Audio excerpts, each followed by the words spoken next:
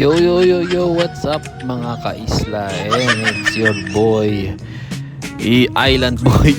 Dito na naman tayo, manggugulo tayo sa may McKinley parking lot. So dito, may kasama akong dalawang skate buddy natin para dito sa ating pag-i-skate pababa dito sa parking lot. And sa mga skaters dyan, please do not imitate or do these things or this kind of things anytime soon. And this is just for mga makukulit, kaya wag kayong susubok ng ganito kung hindi kayo sure na may magpapagamot sa inyo kapag kayo ay nasemplang. Anyways, I'd like to invite you to subscribe and huwag kalimutan pindutin yung mga notification nyo dyan, and to follow and like this video para sa mga skaters natin. This is an adventure on inside McKinley Hills. Nag-skate lang ako dun sa palibot. Nung una maluwag pa, ngayon I doubt na ikay makakapag-skate. You will be caught. Paano masabi? Sandali ka lang, mahuhuli ka.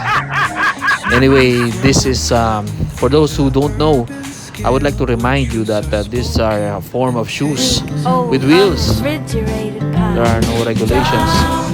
Well, that's a dumb way to die. Walang regulations para dito sa klase ng sapatos na ito. Ito ay may gulong, ito ay mobility, at para sa mga last mile transport.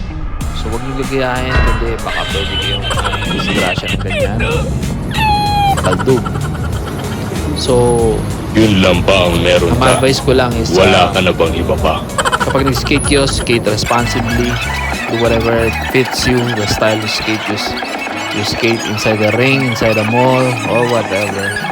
Pero doon sa nag-discriminate, especially, alam nyo na, yung mga nagmumotor, yung mga magagaling, gusto nila motor lang, pero sila kapwa nila mismo. Minsan hindi nila mapagbawalan pag nangangamote. I hope and pray na ma-realize nyo na ito ay sapatos lamang. Okay? Ito ay sapatos lamang at form of last mile mobility. Kung gusto mo mag-boost, mag-train, pwede kang mag-skate. I'm not inviting any hate. So, please do comment in your own nice pace. Dito tayo sa loob na McKinley. I doubt naman na pwede mong ipasok dito ang iyong motorsiklo. Paano masabi? At ang iyong bisikleta, because they have parkings for that. And roller skate, on the other hand, you cannot remove this and put it in your somewhere. Okay, para ka lang dito nagmo-mobility. It's the same as riding a luggage bag which has electric wheels.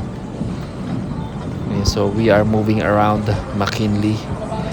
And since this time it was really relatively walang naninita, we just did it. It was low peak season, if I may say so. Yun, enjoy the video, and I hope to see you soon. Don't forget to like and subscribe. Huwag kalimutan i-finish yan.